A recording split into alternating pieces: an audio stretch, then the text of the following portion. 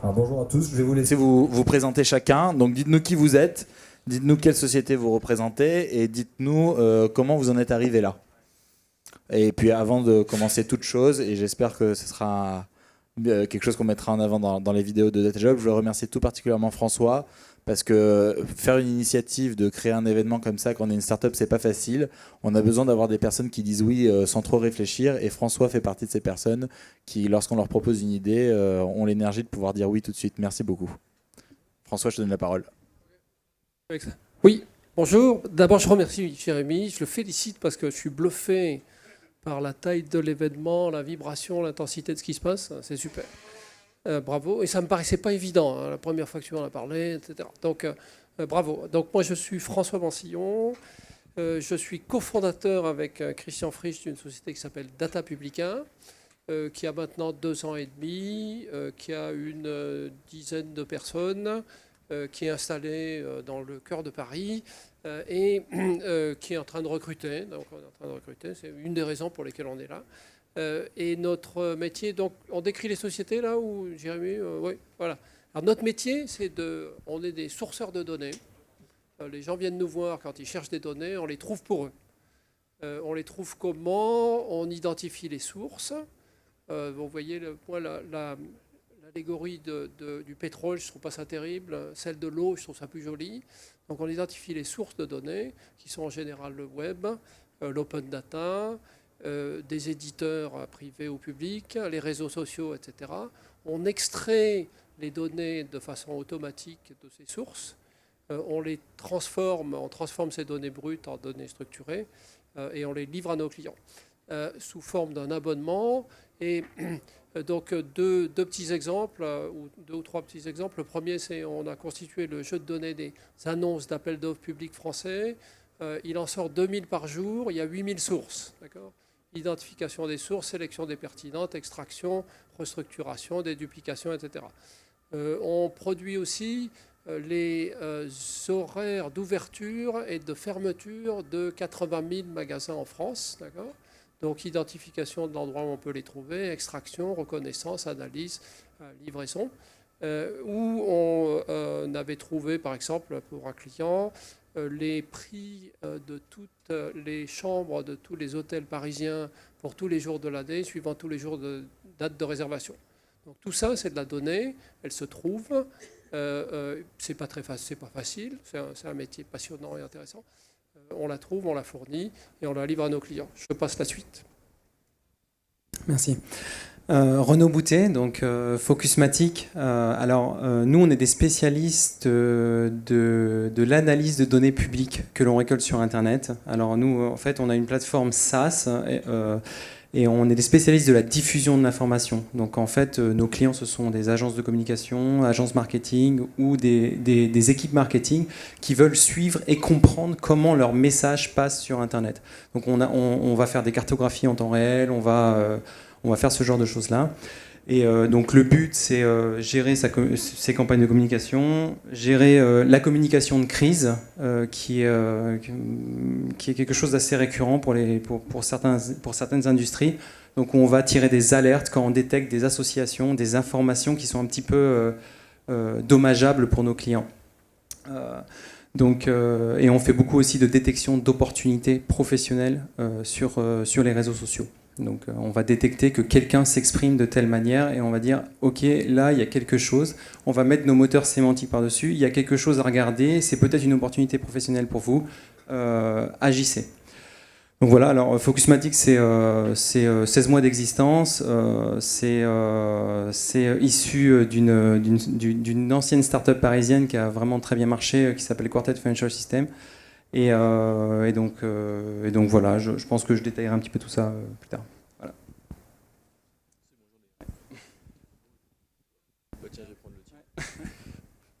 Bonjour à tous, Adrien Schmitt, Squid Solutions.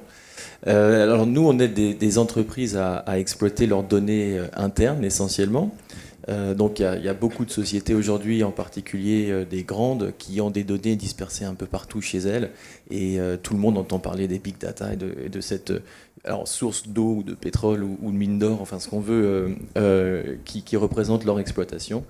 L'enjeu, c'est dans un premier temps de rassembler toutes ces datas. Donc on fournit une plateforme qu'on héberge, qui est disponible en mode SaaS pour nos clients et qui rassemble toutes ces données. Donc ça fait parfois des très très gros volumes de données, des dizaines de terabytes qu'on gère pour eux. Et on les aide à construire des applications au-dessus de ces données. Donc des applications, c'est par exemple La Poste, pour qui on fait la prévision de tous les flux de courrier dans tout le réseau de distribution national, afin qu'ils puissent calibrer des machines, prévoir des horaires de maintenance, faire du yield management, pour dire je sais pas, à L'Oréal d'envoyer 3 millions d'échantillons le mardi 26 au lieu du lundi 12. Voilà, donc Squid Solutions, on est également basé dans Paris. On a des clients en France dans le web, mais également en Europe. Et maintenant, on a nos tout premiers clients qui sont purement américains. Donc voilà, et on recherche également des gens pour nous aider à faire de la collecte et de l'analyse de data en gros volume. Merci. Donc Benjamin Boutros, donc de Talent. Donc on est une société française qui a un peu plus de 7 ans d'existence maintenant, et on s'est focalisé sur le marché de la gestion de données. La gestion de données, concrètement, qu'est-ce que c'est ? C'est pouvoir faire interagir la donnée, les différentes applications et l'humain, donc au travers de différents processus dans un set de solutions qui permettent vraiment d'interagir, que ce soit en cloud, en temps réel, donc où on a vécu du coup un véritable développement international, notamment avec le phénomène Big Data. Donc ça, c'est un des points très importants, et également donc on est toujours en pleine expansion puisqu'on est présent maintenant, je pense, sur tous les continents, puisque ça remonte quand même un petit bout de temps maintenant. Donc voilà.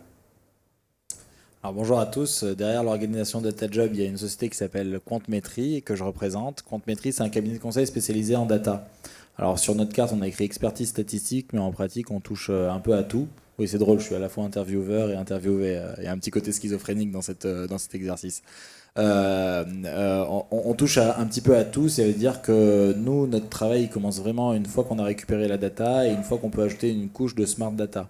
Donc on peut se retrouver aussi bien à faire de la recherche opérationnelle ou de l'optimisation statistique pour optimiser des process en entreprise, qu'à faire de l'édition de logiciels pour répondre à des nouveaux besoins innovants, que de faire de l'analyse de data existante, le text mining, ce genre de choses. On va continuer la discussion parce que je pense que c'est important aussi que pour les personnes qui nous regardent et qui vont lire un petit peu nos parcours à chacun, d'exprimer aujourd'hui la boîte qu'on représente, quelle est sa taille, qu'est-ce qu'elle fait exactement, mais surtout de bien insister sur son parcours personnel. Parce que je pense que ce qu'on vit dans la révolution de la data, c'est amener dans les années à venir à avoir des dizaines et des dizaines de startups de la data. Nous, déjà, on fait partie plutôt des anciens, enfin, certains très anciens et d'autres moins anciens. Mais on sait très bien que dans les 2-3 prochaines années, on aura peut-être une centaine de startups de la data.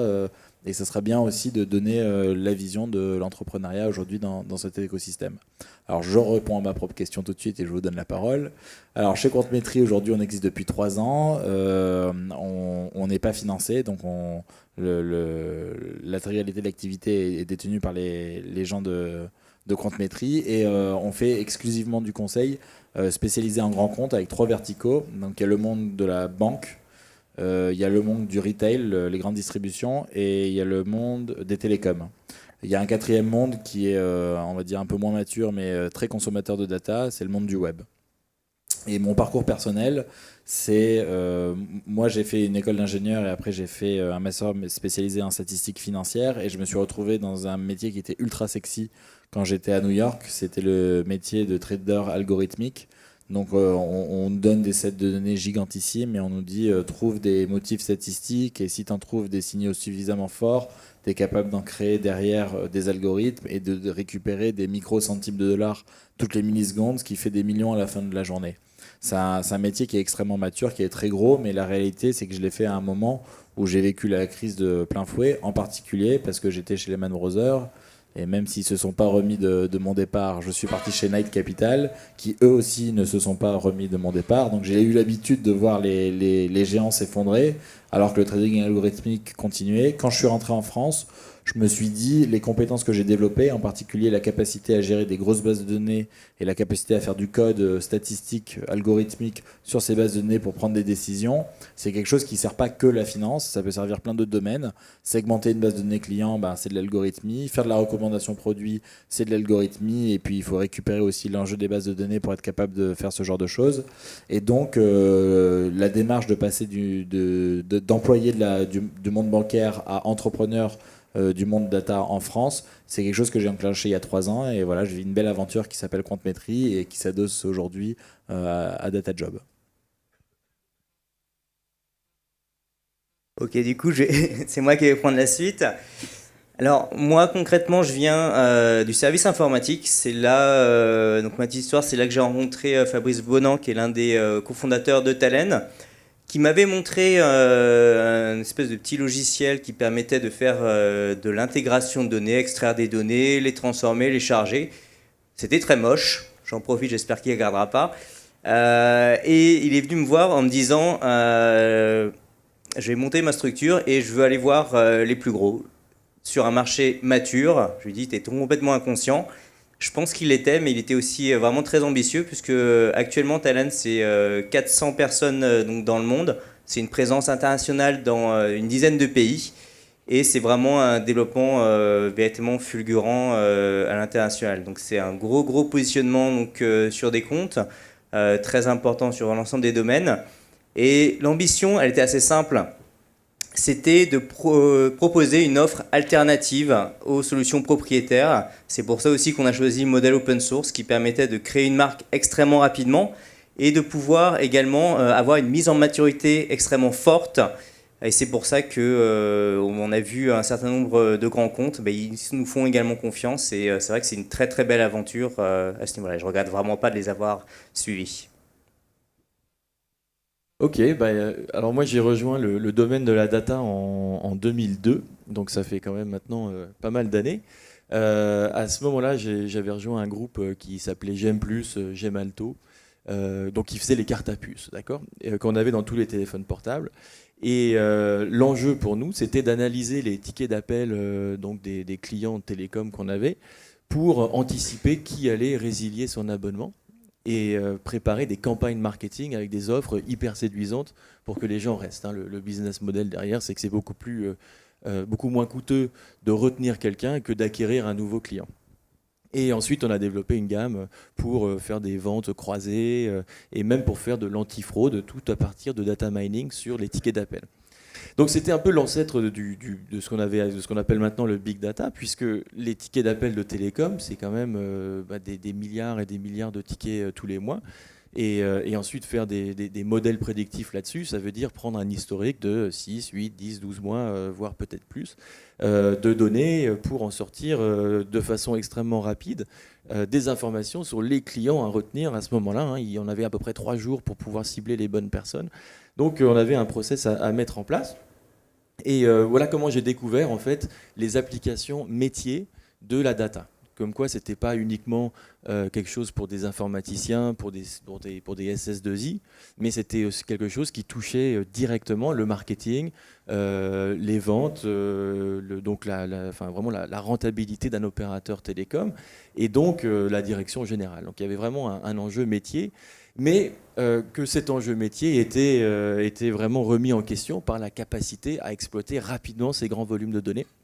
Donc quelques années plus tard, 2 ans plus tard, même en 2004, j'ai créé Squid Solutions, au début sur du conseil, d'accord, auprès des télécoms, et ensuite en développant un logiciel permettant d'aller très rapidement dans des très grosses bases de données pour servir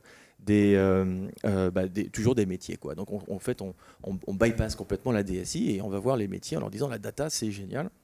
Ça s'est bien passé. On a eu des clients donc, parmi les plus grosses bases de données mondiales. On avait eBay avec qui on travaillait en France, en Europe, à San José, en Californie, sur des problématiques géniales.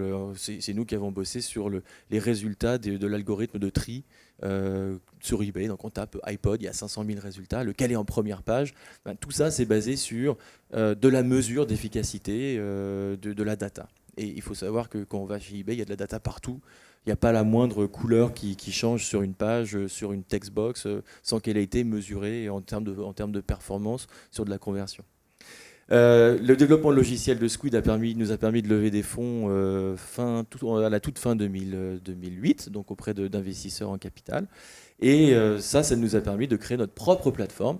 Donc au lieu de se connecter aux plateformes de eBay, de SFR, de la caisse d'épargne, de LCL, etc., ce qu'on faisait jusqu'à présent, eh ben, on a monté notre propre plateforme, ce qui a permis à d'autres clients donc de se doter de ce type d'infrastructure à moindre coût.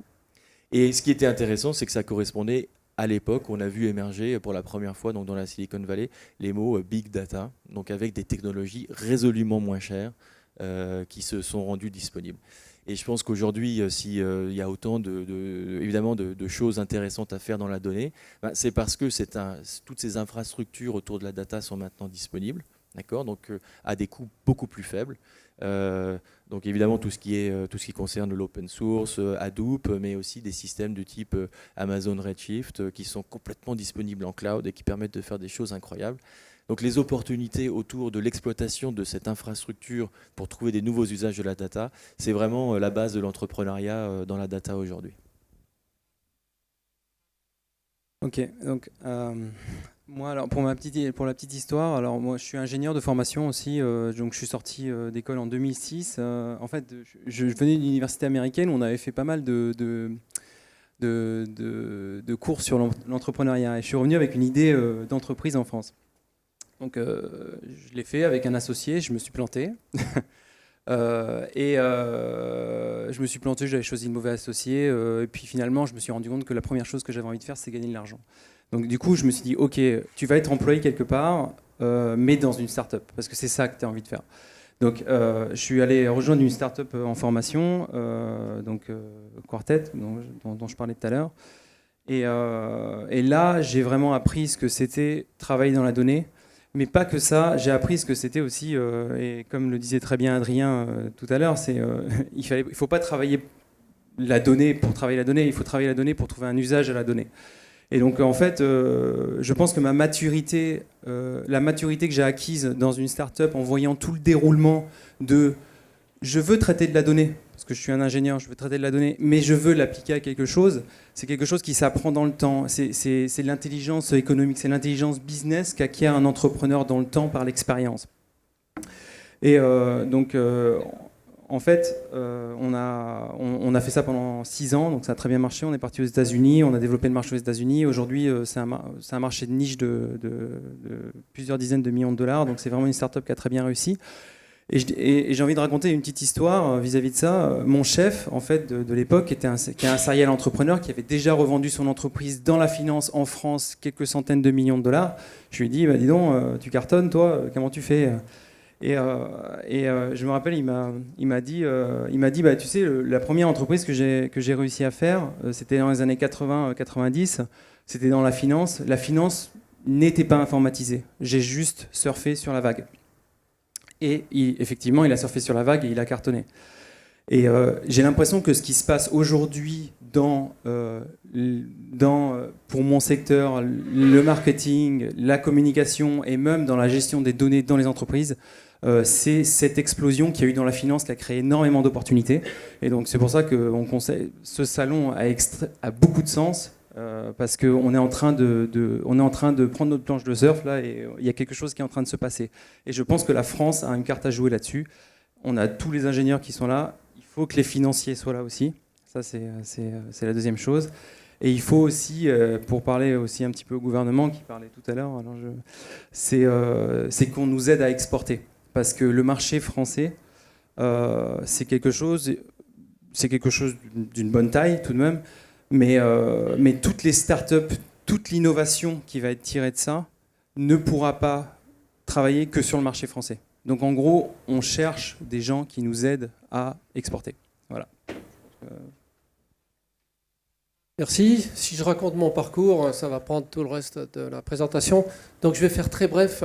J'ai eu une première partie de carrière où j'étais chercheur et universitaire, j'ai été prof de fac, et puis une deuxième partie de ma vie où j'ai été créateur d'entreprise, et Data Publica, c'est la 5e ou 6e suivant la façon dont on compte. Il y en a qui ont marché, il y en a qui se sont plantés. Et puis j'ai passé un tiers de ma vie professionnelle aux US et 2 tiers en France. Et j'adore ces 2 pays. C'est 2 pays fascinants. Et je trouve que la France est un pays où on peut faire des choses passionnantes et difficiles, et les US aussi.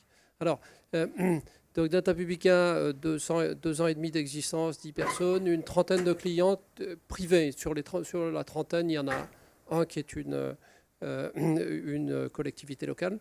On l'a monté en utilisant les règles du système français. Donc on a trouvé un peu d'argent d'amorçage, on trouve en France. On a utilisé l'ensemble des règles.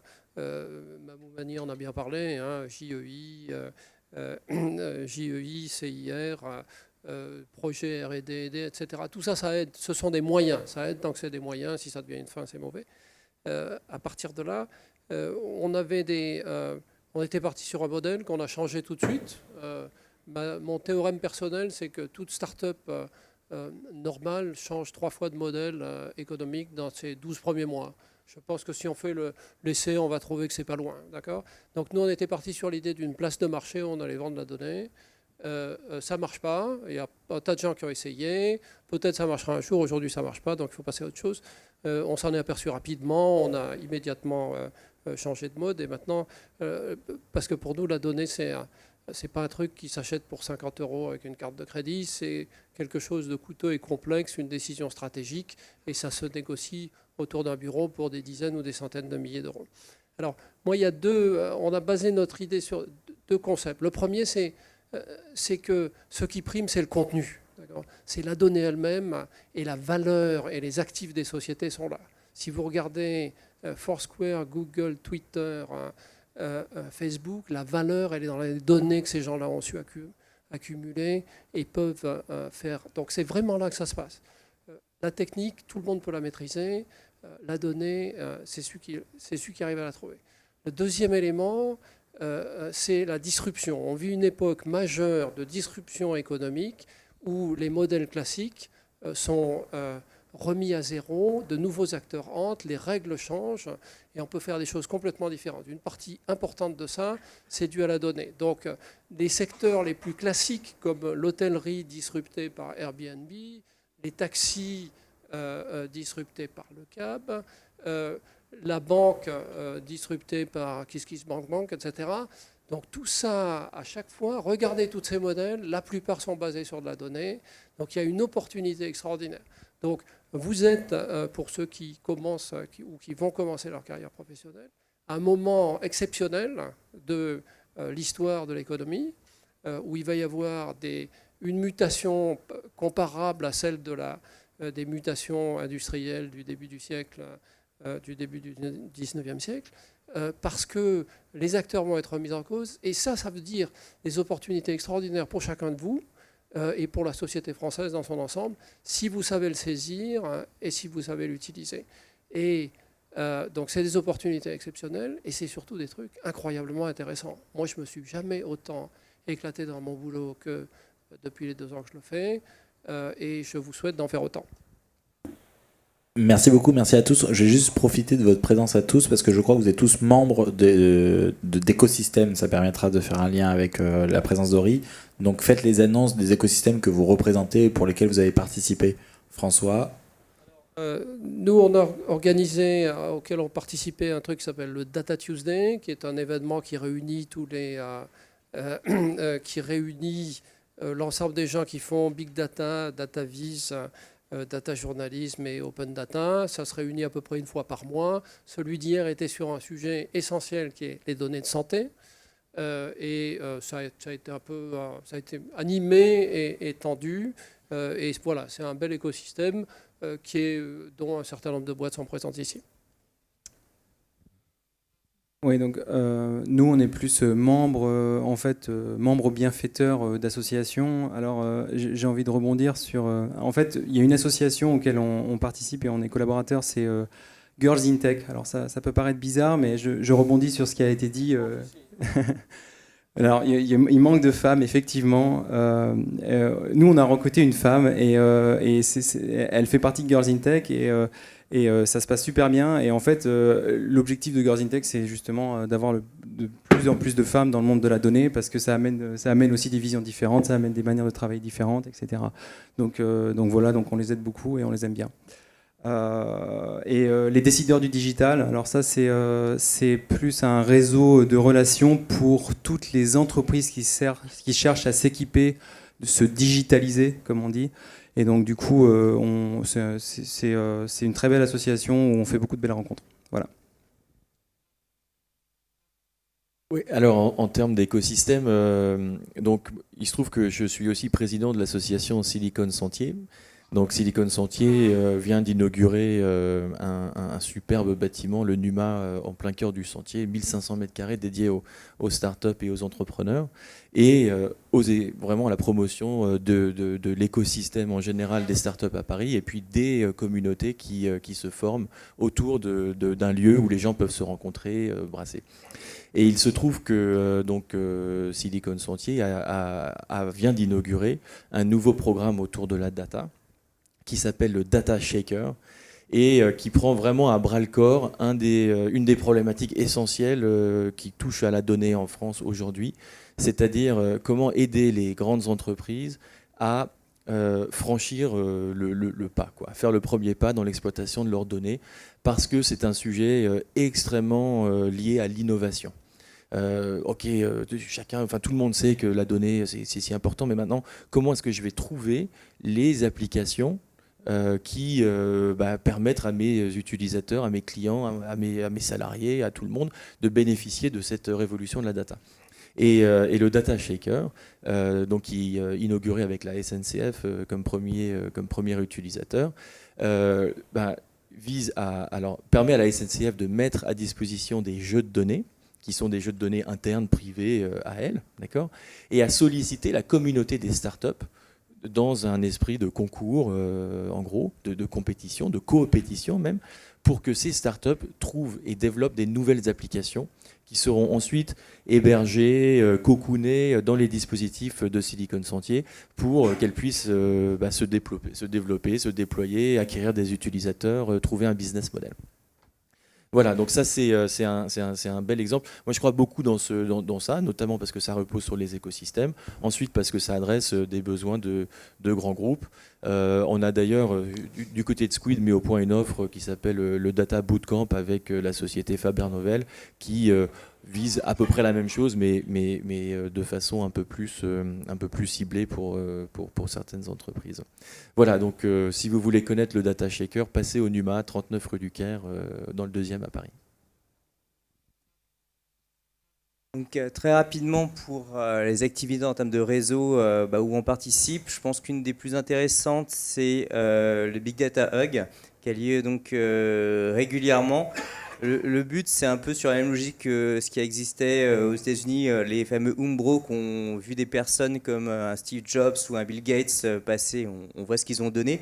C'est vraiment d'apporter aussi notre pierre à l'édifice sur le phénomène du Big Data, parce que vous allez en entendre parler pendant des années. C'est une lame de fond, très clairement, c'est une technologie disruptive. Ça oblige vraiment, incite les entreprises à se poser des questions pour repenser leur métier. Donc ça, c'est un des points très très importants. Et également donc Bertrand, l'un de nos deux cofondateurs, qui participe avec Flore Pellerin sur qu'est-ce qu'on peut mettre en place en France pour qu'on puisse vraiment participer à cette révolution du Big Data. Donc des sujets vraiment très très importants. On répète, Hugues, ça veut dire quoi? Une excellente question. Adobe User Group. Hadoop User Group, exactement. Parfait. Merci à tous, merci beaucoup. Et puis je vais inviter... merci, vous pouvez applaudir.